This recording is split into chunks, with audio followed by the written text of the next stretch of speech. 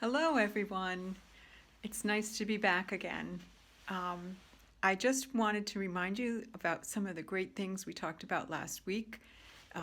Miles shared so much with you about his garlic plants and his grapevines, and we read this book that maybe you remember about how plants go from being seeds to plants.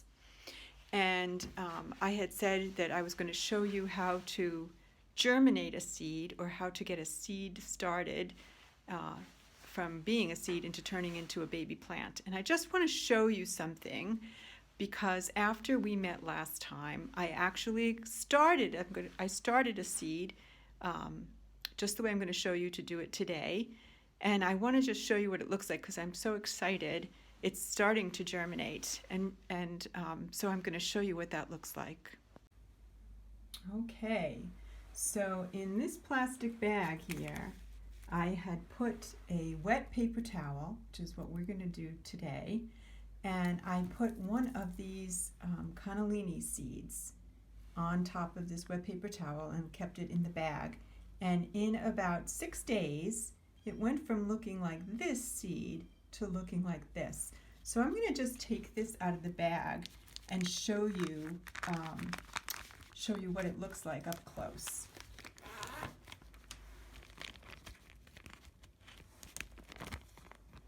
Whoops, I think I just closed the bag instead of opening it. Hang on, bear with me for just a minute.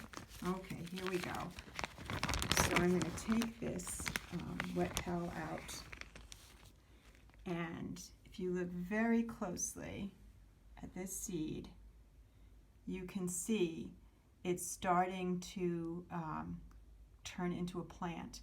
That is either the stem growing out of the seed, or it's part of the root. I'm not sure yet. In a few days I'll know for sure what it is. But you can see the seed has a coating around it, and it's starting to split and shed off. This part of the seed is the food that the new plant is using to grow. And it's the same food that we eat when we eat beans and things like that. If you've ever had bean soup, that bit of the seed has a lot of nutrition in it, which is good for the new plant that's growing. It's also good for us when we eat seeds and eat beans. Okay, so before I show you how to get that all started, I'm going to take you on a little trip around my garden, because not all plants germinate from seeds. So let's take a look at some plants that come back each year. Okay, so now I'm out in my garden. This is part of my garden, and these are some new plants that are starting to grow from the ground. And I just want to show you, these plants are not growing from seeds right now, although they did start from seeds at one point a long time ago. And then they grew these parts here, these parts that are kind of brownish. They're called rhizomes. And every year when this plant in the fall dies down, the rhizomes stay alive under the ground. And then in the springtime, when it gets a little warmer and the season changes, they get a signal to start growing again. And you can see that my iris rhizomes are really starting to grow. They're very short right now, but by May they'll be about 3 feet tall, which is very exciting, and then they'll grow some flowers. So those are called perennials. Perennials are flowers that come back every year. And these red-leafed plants, are also perennials. These are called coral bells. And I'll just show you a few other things that I have growing in my garden. Okay, this is my patio. I have some patio pots and things. And over there I have a big grapevine. So Miles, that might be what yours looks like eventually. A lot of fun. We sit under there in the shade quite a bit. What I wanted to show you were this plant right here. This is a perennial also, and it comes back every year. When it gets a little bigger, it's going to have a nice purple flower on it. These are chives, and chives you can eat. They have a really nice flavor if you put them into eggs or into soup and things like that. So I'm actually going to pick some, not too many because they're still growing. I'm going to break off a few, and I'm going to keep them inside and have them with my scrambled eggs in the morning. So those are my chives. They're perennials. And these are some tulips that are growing. And over here is another herb. This is called sage. And this comes back every year also. And I'm going to pick a little bit of that too, because later on I'm going to make some pea soup. And I can put some of that sage in my pea soup. It's going to be really nice, give it a good flavor. So I have some herbs here that I can use. Okay, so now I'm out in the front of my house, and I have a stone wall that goes along the front part of my yard.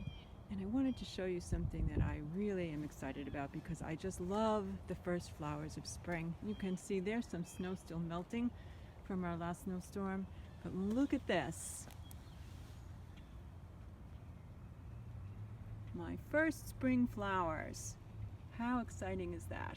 I think it's great. I have a lot of other plants that are growing along this wall here, and maybe in a couple of weeks I'll have a lot more to show you. So that's something that I'm really looking forward to.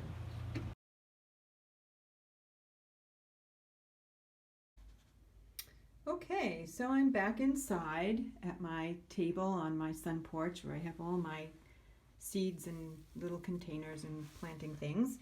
And I've got 3 white beans, 3 cannellini beans, and 3 black beans, just because those are the kinds of beans that I have. You can use red kidney beans, you can use pinto beans, which have speckles on them, or whatever kind of bean you might have. And I'm going to use 3, and I suggest that when you set your little bag up with bean seeds, that you use 3 or 4 beans, because sometimes they don't start growing and you don't want to start one seed and have it be a dud when you can start a couple, and maybe you'll get all of them, maybe you'll get 1 or 2 that actually grow. So the first thing, I want to make sure that I have extra paper towels, which I do, and you're going to need a plastic bag. You can use a bigger one or a smaller one, it doesn't really matter. The one that I had this bean in is a little bit big. These are a lot smaller, but they'll still work. So the first thing I'm going to do is take my paper towel, and I folded it in half once. I'm going to fold it in half again. And I'm going to get it nice and wet. So I have some water in this jar here. So I'm going to dip that in there. And I'm going to just squeeze out the extra water. I want to keep it nice and damp. I'm going to shake it out a little bit.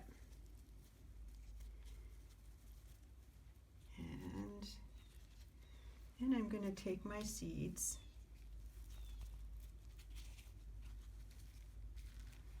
and I'm going to put them on the paper towel, and I'm going to put them in the bag. Hang on just a minute. I think I have to put my phone down for a second while I do this, so don't go away. I'm putting the paper towel in the bag with the seeds.